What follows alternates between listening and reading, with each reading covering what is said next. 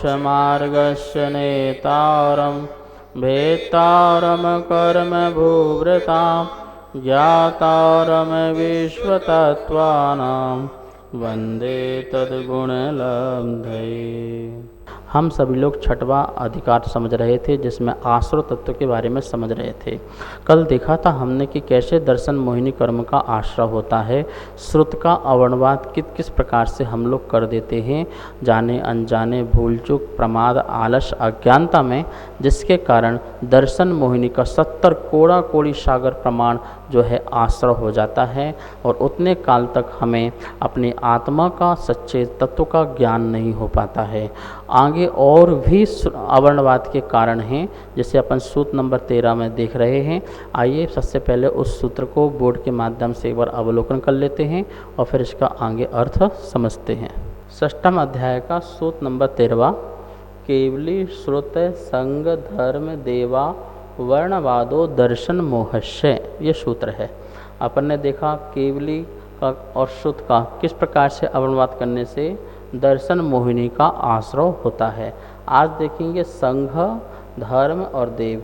तो संघ जो है, संघ का किस किस प्रकार से लोग कैसे कैसे अवर्णवाद करते हैं, जिससे दर्शन मोहिनी का आश्रय होता है। देखिए यहाँ लिखा है केवली श्रुत संघ धर्म और देव। हमने केवली श्रुत के बारे में जान लिया। और संघ क्या लिखा है संघ के बारे में, रत्नात्रय से युक्त मुनियों का जो समूह है वो संघ कहलाता है। संघ मतलब मिलना, संघात से संघ बना, संघात संघ मिलना, समूह, जहाँ पर रत्नात्रय जो युक्त है मुनिराज आदि हैं उनका समूह है अथवा चतुर्वेद संघ है, वो संघ कहलाता है। और ऐसे संघ में दोषारोपण लगाना, झूठा दोषारोप लगाना, ये भी दर्शन मोहिनी का आश्रय का कारण होता है। हरिवंश पुराण में आया है ऋषि, यति, मुनि और अनगार, इन 4 प्रकार के समूह को संघ कहते हैं। और ये 4 प्रकार के संघ अनेक ग्रंथों में हमें प्राप्त होते हैं। कौन कौन से? ऋषि, यति, मुनि और अनगार, ये 4 प्रकार के साधु होते हैं। क्या कहलाते हैं ऋषि? जो रिद्धि संपन्न मुनि होते हैं उन्हें ऋषि कहते हैं। जिनके पास कोई ना कोई रिद्धि जरूर हो, किसी के पास चारण रिद्धि है, किसी अक्षण रिद्धि है, किसी के पास गमन करने की रिद्धि है, और भी अनेक प्रकार की रिद्धियाँ होती हैं। और रिद्धियाँ जिनके पास हो उन्हें अपन ऋषि कहते हैं, उन मुनिराज को ऋषि कहते हैं। ऋषि, यति। यति कौन? जो यत्न कर रहा है, जो अपने आत्मा के शुद्धोपयोग में हैं। और उपसम श्रेणी या छपक श्रेणी, 2 श्रेणियाँ होती हैं 7वें गुण स्थान के बाद। 8वें, 9वें, 10वें, 11 एक श्रेणी, और 8वें, 9वें, 10वें और 12वें दूसरी श्रेणी। तो ये 11 तक जो जाती है वो उपसम श्रेणी कहलाती है, और जो 10वें सीधे 12वें में जाती है वो छपक श्रेणी कहलाती है। तो जो जीव जो है अपने शुद्धोपयोग के बल से, ध्यान के बल से जो श्रेणी चढ़ रहे हैं, यत्न कर रहे हैं, मोक्ष मार्ग के लिए यत्न कर रहे हैं, मुक्ति को प्राप्त करने के लिए यत्न कर रहे हैं, वो कहलाते हैं यति। ऋषि, यति, मुनि। तीसरे नंबर के होते हैं मुनि। मुनि मतलब कौन? जो अवधि ज्ञानी, मनःपर ज्ञानी और केवल ज्ञानी हैं, वो कहलाते हैं मुनि। अवधि ज्ञान संपन्न हो, मनःपर ज्ञान से संपन्न हो या केवल ज्ञान से संपन्न हो, ऐसे जो साधु हैं वो मुनि कहलाते हैं। चौथे नंबर में है अनगार। अनगार का मतलब अगार और अनगार। अगार का मतलब घर और अनगार का मतलब घर नहीं, जो घर से रहित हैं। सामान्य साधवः अनगारः ऐसा मिलता है। जो सामान्य साधु हैं, जो रिद्धि से संपन्न भी नहीं हैं, जो यत्न ऊपर नहीं कर रहे हैं उपसम छपक श्रेणी के लिए, और ना ही अवधि ज्ञान, मनःपर ज्ञान, केवल ज्ञान से संपन्न हैं, मात्र एक रत्नात्रय का जो पालन करते हैं। अपने घर और परिवार का मात्र उन्होंने मोह छोड़ा है। अभी चेला, चेली आदि अनेक प्रकार के शिष्यों से इनको मोह है, अपने उपकरण आदि से मोह है। ऐसे पुलाक मुनि, ऐसे वकुश मुनि ऐसे होते हैं। तो वो जो मुनि कहलाते हैं वो सामान्य साधु कहलाते हैं, वो अनगार कहलाते हैं। और ऐसे ऐसे अनगार जो साधु हैं वो पंचम काल में होते हैं। चौथे काल में तो होते ही हैं, लेकिन पंचम काल में ऋषि यति मुनि नहीं होते हैं, नियम से अनगार साधु ही पाए जाते हैं, होते हैं। तो इस प्रकार से 4 प्रकार का ये संघ होता है। इन 4 प्रकार का जो संघ है, इन संघ में किसी न किसी प्रकार का झूठा आरोपण लगाना, ये मुनि हैं, ये तो नग्न हैं, ये तो मेले हैं, ये तो गंदे हैं, ये तो शूद्र हैं, न जाने किस किस प्रकार का अपशब्द बोलना। जैसे मुनिराज नहाते नहीं हैं, तो नहाते नहीं हैं तो उन्हें बोलना अपवित्र हैं, ये पवित्र नहीं हैं क्योंकि ये नहाते नहीं हैं इसलिए अपवित्र हैं। अपवित्र कह करके क्या बोलना, जो नहाता नहीं वो अपवित्र है और अपवित्र है वो शूद्र है, तो शूद्र की भांति बोल देना। अरे शूद्र भी तो नहाता है तो वो अपवित्र हो गया क्या? देखिए ऐसा नहीं बोलने का, अच्छा बात नहीं है। और ऐसे बोलने से क्या होता है, मुनियों के प्रति आश्रद्धान प्रकट होता है, उससे भी दर्शन मोहिनी का क्या होता है, आश्रय होता है। ये अशुचि हैं आदि अनेक प्रकार से इनको कहना। रत्नकुंड श्रावकाचार्य में आचार्य समंत स्वामी क्या कहते हैं, स्वभावतः शुचि का ये रत्नात्रय प्रवृत्ते। अरे ये जो शरीर है स्वभाव से अशुचि है, मल सहित है, मल का पिटारा है, लेकिन रत्नात्रय से पवित्र है। आत्मा किससे पवित्र होती है? रत्नात्रय से पवित्र है। इससे रत्नात्रय से आत्मा पवित्र होने के कारण ये शरीर भी पवित्र हो जाता है। आप मुनिराज के चरण छूते हो, उनको नमस्कार करते हो, उनकी वैयावृत्ति करते हो, तो क्या करते हो? अरे उनकी आत्मा की जो रत्नात्रय है उस पर श्रद्धान करते हो, तभी तो देखो इतनी पवित्र आत्मा इस शरीर में होने के कारण ये शरीर भी पूज्य हो जाता है। मंदिर में भगवान वेदी में विराजमान हैं, लेकिन मंदिर का एक एक वस्तु पूज्य हो जाता है, उसके प्रति हम विनय रखते हैं। हम टेबलों में खड़े नहीं हो जाते हैं, चौकी में पैर रख के खड़े नहीं हो जाते हैं। क्यों नहीं भैया, इसमें हम पूजा करते हैं, इसमें हम शास्त्र धारण करते हैं, तो मंदिर का एक एक वस्तु एक एक कण पूज्य हो जाता है। आपको होता है 9 देवता में एक जिन मंदिर भी 9 देवता में कहलाता है, मतलब कि मंदिर का शिखर, मंदिर का पूरा आयतन एक एक कण पूज्य हो जाता है। संवेद शिखर जाते हो पूरा पहाड़ पूज्य है, एक एक कण पूज्य है। क्यों? क्योंकि यहाँ से भगवान का मोक्ष हुआ है। तो साध्य के कारण साधन भी क्या हो जाता है, पूज्य हो जाता है। इस प्रकार से मुनिराज का जो शरीर है वो भी पूज्य हो जाता है, ध्यान रखना। पर उसे लोग अशुचि कह करके, शूद्र कह करके, गंदे कह करके ऐसा कहते हैं और उसकी अनुमोदना करते हैं, आनंद मनाते हैं, वो सभी लोग अवर्णवाद करते हैं। चाहे वो कोई भी व्यक्ति हो, किसी भी समाज का व्यक्ति हो, वो अज्ञात अवस्था में भी इस प्रकार से कार्य करता है तो उसको ऐसा दर्शन मोहिनी का आश्रय होता ही होता है। फिर उसे कभी ऐसे मुनिराज देखने को नहीं मिलते हैं। देखिए अरबों लोग हैं, किन लोगों को मुनियों के दर्शन होते हैं, किन लोगों को उनका समागम होता है, किन लोगों को उनकी वाणी को ज्ञान मिल पाता है, और कहाँ कितने जीव हैं। आप जैन में ही देख लिए, लगभग 2 करोड़ लोग जैन होंगे, और उसमें दिगंबर साधु कितने हैं? सोचिए, चिंतन कीजिए, कितने होंगे? 400, 500, 600, बस 700, इससे ज़्यादा दिगंबर मुनि ही नहीं है। आर्काएँ एलक छुल्लक छोड़ो एक तरफ को, अभी मुनि की बात कर रहा हूँ। मुनि ही 300, 400, 500 मुनि से ज़्यादा मुनि पूरे इस संसार में नहीं है, 2 करोड़ में। क्यों? क्योंकि बनने की शक्ति नहीं है, ताकत नहीं है। इस धर्म को हर कोई स्वीकार नहीं कर सकता है, ये धर्म बड़ा कठिन है। और ऐसे मुनिराज यदि धर्म धारण करते हैं फिर भी हमारे अंदर उनके प्रति अवनय अनादर के भाव आते हैं, ये पाप कर्म का उदय है। ठीक है ना? तो इस प्रकार से कभी भी देखिए आचार्य भगवान क्या कहते हैं, कलो काले चलो चित्ते देह चन्नादि कीटगम एतत् चित्त चमत्कारा जिन रूपो नरोधरा। एक तो कलिकाल है, चित्त बड़ा चलायमान है, और ये शरीर जो है अन्न का कीड़ा बना हुआ है, दिन रात भोजन मांगता है। ऐसे समय में भी तुम्हारे सामने साक्षात अरहंत की मुद्रा, जो वीतराग मुद्रा है, महावीर की मुद्रा है, वो है, यहाँ पर मौजूद है, और उनके होने पर भी तुम्हें इस प्रकार से अविनय अनादर के भाव आते हैं, तो ये अवर्णवाद होता है। इन सब से हमारा दर्शन मोहिनी कर्म का आश्रय हुआ करता है। नमोस्तु महाराज जी। लोग कहते हैं कि पंचम काल में मुनिराज नहीं होते, जो होते भी हैं वो चर्या का पालन नहीं कर रहे हैं, तो क्या ऐसे इंसानों को भी दर्शन मोहिनी कर्म का आश्रय होता है क्या? अत्यंत तीव्र कषाय जब व्यक्ति के मन में होती है तब मुनि की निंदा उसके अंदर से निकलती है, ये ध्यान रखना। तीव्र कषाय मैंने बोला है मतलब अनंतानुबंधी तीव्र क्रोध उसके अंदर होगा। कितना तीव्र क्रोध होगा जब वो ये कहता है कि इस पंचम काल में मुनिराज नहीं होते हैं। जिन शासन के प्रति तीव्र क्रोध है, मुनियों के प्रति तीव्र क्रोध उसका है। साक्षात भगवान की वाणी पर भी दोषारोपण लगा रहा है, अवनवाद कर रहा है। भगवान महावीर स्वामी ने कहा है पंचम काल के अंत तक भावलिंगी मुनिराज होंगे। वीरांगज मुनि का नाम भी दिया उन्होंने कि भावलिंगी मुनिराज होंगे पंचम काल के अंत। अभी तो क्या हुआ है, अभी तो 2,500-3 हज़ार वर्ष समझ लो निकले हुए हैं।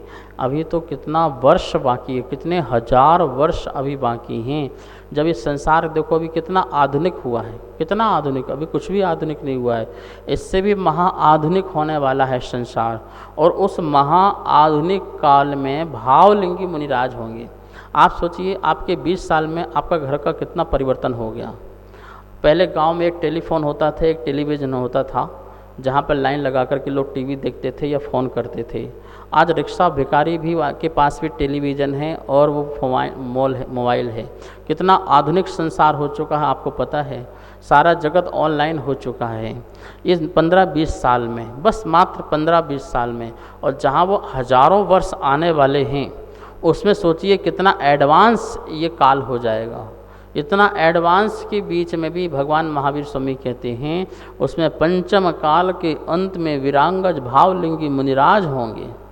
आप बताइए, तो पंचम काल के अंत तक भावलिंगी मुनिराज होंगे, अभी नहीं होंगे क्या? और आप लोग उठा करके कह देते कि नहीं आज तो साधु होते नहीं हैं, पंचम काल में साधु नहीं है, चर्या का पालन नहीं करते हैं। वो तो हम देखे मुनिराज जंगल में, ये वही जंगल वाले मुनिराज होते हैं, जंगलों में रहते हैं, वनों में रहते हैं, गुफाओं में रहते हैं। हमें शास्त्र का ज्ञान नहीं है, हम एक तरफा ज्ञानी हैं, हम एकांती पक्ष वाले लोग हैं। हम जानते नहीं हैं, समझते नहीं हैं कि हम क्या कह रहे हैं, क्या बोल रहे हैं। अरे भैया स्थिर साधु भी होते हैं जो धर्मशालाओं में रहते हैं, जो जिन मंदिरों में रहते हैं। नगर में हो शहर में, गाथाएँ आई हुई हैं, नगर में रहो शहर में रहो, इससे असर नहीं पड़ता है। आपका शुद्ध उपयोग जमा रहना चाहिए। आचार्य कुंद गोस्वामी की जब टीका लिखते हैं आचार्य भगवान, तो क्या कहते हैं, मृदु प्रवचन सार में मृदु आचरण या फिर कठोर आचरण, कोई भी आचरण पालन करो, कहीं कोई दिक्कत नहीं है, लेकिन शुद्ध उपयोग का ध्यान रखो, वही तुम्हारा सब कुछ है। तो ऐसे पालन करने वाले महामुनिराज विराजमान हैं। फिर भी हम उनके लिए सब लोग को बताते हैं कि नहीं साधु कहाँ हैं, साधु तो ऐसे हैं, साधु तो वैसे हैं। भैया ऐसा कभी मत बोलो। शांति सागर जी महाराज से जाके बोला कि भैया पंचम काल में तो मोक्ष नहीं है, साधु बनने से क्या फ़ायदा?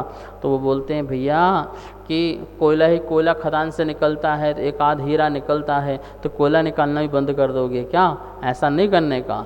मोक्ष मार्ग बंद नहीं करना है, मोक्ष मार्ग सदा चलता रहे। सभी साधु बनेंगे, सब अपने अपने अपने शक्ति के अनुसार साधना करेंगे, त्याग तपस्या करेंगे। तो इस प्रकार से हम सब लोगों को अच्छी तरह से शास्त्रों को समझना चाहिए। मात्र एक पक्ष का कथन करके अध्यात्मवाद को लेकर के किसी एक आचार की आड़ में आकर के हम कहीं अपने सारे शास्त्रों का ही विरोध न कर दें और सारे गुरुओं का विरोध न कर दें। महानुभाव, ये ज्ञान मार्ग नहीं है, ये रत्नात्रय मार्ग है, ध्यान रखना। ज्ञान मार्ग मार्ग से मुक्ति मिल जाती तो हमें फिर आचार्य भगवान को रत्नात्रय कहने की ज़रूरत नहीं पड़ती। वो सिर्फ बोलते भैया ज्ञान प्रकट करो, ज्ञान से मुक्ति मिल जाएगी। ऐसा नहीं होता है। शास्त्र की गद्दी में बैठ कर के ज्ञान ज्ञान ज्ञान ज्ञान बातें करते रहो, लेकिन चारित्र की एक बात मत करो। स्वयं तो अभक्ष का सेवन करते हैं, स्वयं तो रात्रि भोजन करते हैं, और जो मुनिराज बनकर के कठोर साधना कर रहे हैं, त्याग तपस्या कर रहे हैं, उनके प्रति आरोप प्रत्यारोप लगाना महान अनंत अनुबंधी का उदय है, जिसके कारण इतनी तीव्र कषाय के कारण वो मुनिराज के प्रति अपशब्द बोल पाते हैं, अपशब्द कहते हैं, खिल्लियाँ उड़ाते हैं, मजाक उड़ाते हैं। अरे ऐसे लोगों को तो नरक निगोद में भी जगह मिल जाए, ये बहुत बड़ी बात होगी। ध्यान रखना, कभी भी संघ का, कभी भी मुनि का अवलंबात मत करो। आचार्य से कहा करते थे बन सको तो मुनि बनो और नहीं बन सको तो कम से कम मुनियों के प्रति श्रद्धा रखो। उनके प्रति कभी भी गलत भाव, गलत विचार या अपशब्द के शब्द उपयोग हमें कभी भी नहीं करना चाहिए। इस प्रकार से मुनि का अवर्णवाद करना, संघ का अवर्णवाद करना अर्थात झूठा आरोपण लगाना। आपको पता है कि पद्म पुराण आदि पढ़िए तो सीता के साथ क्या हुआ था। उन्होंने भी तो एक संघ का अवर्णवाद किया था और अवर्णवाद करने के कारण उनको भी कितने पर्याय में जाना पड़ा। और जब ये सीता की पर्याय में आए तो यहाँ भी एक धोबी ने सीता पर अवर्णवाद लगा दिया, एक सामान्य व्यक्ति ने सीता पर दोषारोपण लगा दिया कि जो रावण के यहाँ पर रह के आई है वो शुद्ध कैसी होगी। इसलिए राम को यह कहना पड़ा कि इसको जंगल में छोड़ा दिया जाए। राजा थे वो, प्रजा का सुनना उनका काम था और सुना और बेचारी सीता को जंगल छोड़ना पड़ा। इसमें राम का दोष नहीं, सीता के अपने कर्म का दोष। उनने पिछली पर्याय में मुनि का ऐसा अवर्णवाद किया तो उनका फल कैसे कैसा उदय आया सोचिए। कर्म किसी को छोड़ता नहीं, इस बात का ध्यान रखना। आप लोग प्रथमान युग पढ़ो तब समझ में आएगा कि हम लोग कैसे कैसे पाप का बंद कर लेते हैं। दुर्गंधा की कहानी आप लोगों ने पढ़ी होगी शास्त्र में। मुनि का अवर्णवाद किया, मुनि पर दोष लगाया, मुनि का अपमान किया। अपमान मात्र करने से उसने कितनी प्रकार की खोटी खोटी पर्यायों में जाकर के जन्म लिया। कभी गधी बनी, कभी शुक्री बनी, कभी स्वान बनी, ऐसी अनेक पर्यायों में जाकर उसने जन्म लिया। और शरीर भी यदि मनुष्य पर्याय में आई तो स्त्री बनी तो दुर्गंध युक्त उसका शरीर बना। कितने कोषों तक उसके शरीर से बदबू आया करती थी। तो आप सोचिए क्या क्या दुर्गति होती है। पुराणों को जरा पढ़ो, थोड़ा सा वैराग आएगा। कुछ बोलने के पहले तोलो, आप क्या कर रहे हो और आप क्या करते हो, आप कितना कर पाते हो। अरे मुनिराज तो सर्दी, गर्मी, ठंडी, बरसात, भूख, प्यास सब सहन करते हैं। जिन शास्त्र को पढ़ते हैं, आपको उपदेश देते हैं, पैदल विहार करते हैं, केश लॉन्च करते हैं, खड़े होकर के आहार ग्रहण करते हैं, महावीर की मुद्रा को संभालते हैं। इक्का दुक्का कोई साधु किसी पाप कर्म के उदय से इससे गलत हो जाए तो प्रायश्चित विधान होता है। शास्त्रों में प्रायश्चित है, आप प्रायश्चित विधान पढ़िए। कितनी बड़ी बड़ी महा गलतियां हो जाती हैं। गुरु के पास जाकर के प्रायश्चित होकर लेते हैं, शुद्धिकरण करते हैं और वह आत्मा फिर से संसार में बढ़ जाती है। हम उसका इतना ज़्यादा आडंबर कर देते हैं। ऐसे चैनल खोल के बैठ गए हैं, मुनि निंदा का चैनल खोल के बैठ गए हैं। एक व्यक्ति आता है, वो मुनि निंदा का चैनल खोल के बैठ गया है।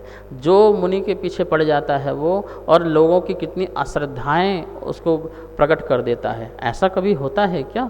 अरे बड़े बड़े साधु भी भ्रष्ट हो जाते हैं। आचार्य लोग शुद्धिकरण करके उसकी आत्मा को पुनः परमात्मा बनाने के लिए प्रेरणा देते हैं। अरे अनंत काल में कितने नहीं हम भ्रष्ट हुए हैं क्या हम भ्रष्ट नहीं हुए हैं क्या? और फिर कल्याण नहीं कर पाएंगे क्या? कल्याण का मार्ग आता है, कर्म का उदय है। कभी भी किसी के साथ कैसे आ सकता है। किसी की मति भी भ्रष्ट हो सकती है, किसी भी मति विकार हो सकती है। लेकिन 1 2 4 लोगों का एग्जाम्पल दे करके जो अच्छे अभी लोग नई नई पौध खड़ी हुई है, नए नए जो बच्चे अभी आ रहे हैं, जिन शासन में लग रहे हैं, और उनका माइंड खराब करना, समाज को बिगाड़ना, ये क्या है? ये अवर्णवाद है। दर्शन मोहिनी कर्म का आश्रय होता है, इस बात का ध्यान रखना। इस प्रकार से हमें कभी भी उनको नास्तिक कह करके, उनको असुचि कह करके, ये भ्रष्ट हैं ऐसा कह करके कभी भी संबोधन नहीं करना चाहिए। अरे करने वाला अपना पाप स्वयं भोगेगा, ये बात ध्यान रखना। क्या कहा है जैन शास्त्र में, जैन धर्म में? कर्ता सो भोक्ता। जो करेगा सो भोगेगा, चाहे वो साक्षात तीर्थंकर ही क्यों ना हो।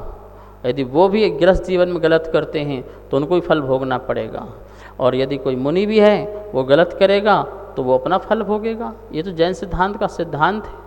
फिर हम आप सब लोग एक दूसरे की कानाफूसी करके बिना देखे, बिना समझे, बिना विचारे कुछ भी किसी के बारे में बोल देते हैं।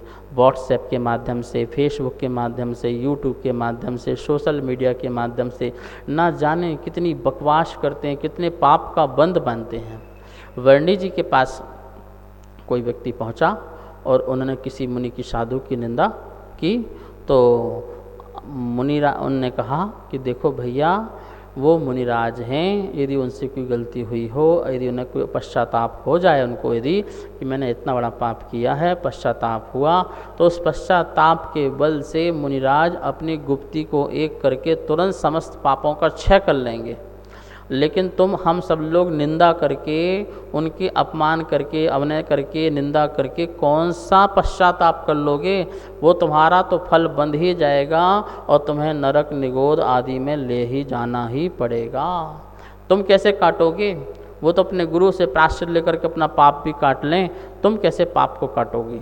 देखिए, मैं कोई शिथिलाचार का पोषण नहीं कर रहा हूँ, लेकिन मैं तुम्हें अपने कर्म से बचा रहा हूँ, दर्शन मोहिनी के आश्रय से बचा रहा हूँ। शास्त्र भी तुमको बचा रहा है। शास्त्र ये कहता है कि भैया देखो, आपको किसी भी प्रकार से दर्शन मोहिनी का आश्रय नहीं करना है। छोटी छोटी सी बातों को लेकर के आप उसे बाजारू बना देते हो। बाजार के मार्केट की जैसे दाल सब्जी आदि भाजी बिकती हैं, ऐसे आप धर्म को बेचना चालू कर रहे हो। ऐसे गुरुओं को अब अनादर करके उनको जगह जगह उड़ाना प्रारंभ करते हो। अरे भैया, जिन शासन का प्रभारक व्यक्ति कैसे होता है, आप समझिए इस बात के लिए। नमोस्तु आचार्य श्री। आजकल मीडिया के माध्यम से साधुओं की बहुत निंदा और बहस होती है, क्या उससे भी दर्शन मोहनीय कर्म का आश्रय होता है? बिल्कुल नियम से आश्रय होता है, और थोड़ा नहीं बहुत ज़्यादा आश्रय होता है, क्योंकि हम जो हैं अप्रभावना कर रहे हैं। सम्यक दृष्टि कभी भी अपने देव शास्त्र गुरु की अप्रभावना सपने में भी नहीं सोच सकता है। वो साक्षात क्या करेगा? यदि उसे साक्षात भी कुछ गलत दिखाई देता है, गलत होते हुए भी दिखाई देता है, तो वह उस धर्मात्मा का उपगूहन और स्थितीकरण करता है। ये सम्यक दृष्टि का लक्षण है। उपगूहन करना, जगत के सामने अपने देव शास्त्र गुरु की अप्रभावना का उपगूहन करना और फिर स्थितीकरण करना। यदि आपको लगता है यदि गलत हैं, तो आप जाइए धर्मात्मा से स्वयं बात कीजिए, स्थितीकरण कीजिए। लेकिन आप लोगों के सामने, जन साधारण के सामने जिन शासन की आप प्रभावना, इससे बड़ा पाप दुनिया में और कोई हो भी नहीं सकता है। यदि मुनिराज वो गलत भी हैं और तुम उसको और भी ज़्यादा लोगों को सामने बता रहे हो, तो वो तो मुनिराज तो गए काम से, वो तो जाएंगे जाएंगे, उनका फ्यूचर भी ख़त्म और उनका जो अपना कर्म किया है वो सब खत्म हो जाएगा। लेकिन जो तुम पाप कर रहे हो, उस पाप को कहाँ तुम भोगोगे? उस पाप के लिए तुम्हें भी दुर्गति में जाना पड़ेगा। दर्शन मोहिनी का नियम से आश्रय होगा। कभी भी सम्यक दृष्टि स्वप्ने में भी अप्रभावना कभी भी गुरुओं की, अपने निर्ग्रंथ गुरुओं की कभी भी नहीं कर सकता। वो तो अन्य गुरुओं का भी अपमान नहीं करता है, अपने गुरु का कैसे अपमान कर सकता है? किसी भी जीव का अपमान नहीं करता है, ऐसा सम्यक दृष्टि होता है। अथा कभी भी हमें इस प्रकार से सोशल मीडिया के माध्यम से आपस में बैठ करके, और ख़ासकर स्वाध्याय की गद्दी में बैठ करके लोग जो इस प्रकार की निंदाएं आदि करते हैं, चर्चाएं करते हैं, वो बहुत बड़ा पाप का बंध बांधते हैं। महानुभाव, हर जीव का अपना कर्म है, हर जीव का अपने कर्म को फल भोगना है। इस बात को ध्यान रखना। तुम यदि बुराई निंदा करते हो, तुम्हें इसके पाप का बंध तुमको होगा, और फल कोई नहीं भोगेगा। तुम्हारे साथ 10-15 जो बैठे हैं ना चैटिंग करने वाले, वो भी भोगेंगे और तुम अलग भोगोगे।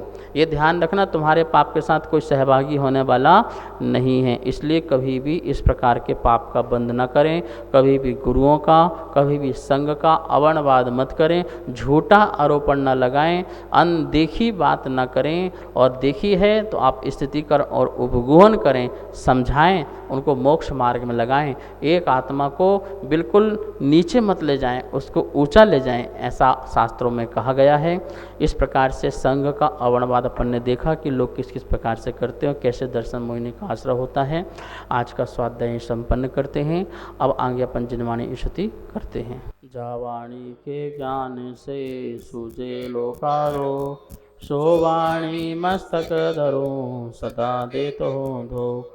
हे जिनवाणी भारती तो जपो दिन रेन, जो तेरी शरणा धरे सो पावे सुख चैन। सभी को बहुत बहुत मंगल आशीर्वाद। सभी स्वाध्याय प्रेमी बंधुओं को सादर जय जिनेन्द्र। हमारे बीच तत्वार्थ सूत्र जी की द्वितीय अध्याय की पुस्तक छपकर आ चुकी है, जो कि आप सभी लोग मंगवा सकते हैं। नीचे दिए गए नंबरों पर संपर्क करें और पुस्तक मंगवा लें। और तीसरे अध्याय की पुस्तक छपने के लिए जा चुकी है, आप सभी लोग उसमें भी सहयोग करें। धन्यवाद। जय जिनेंद्र।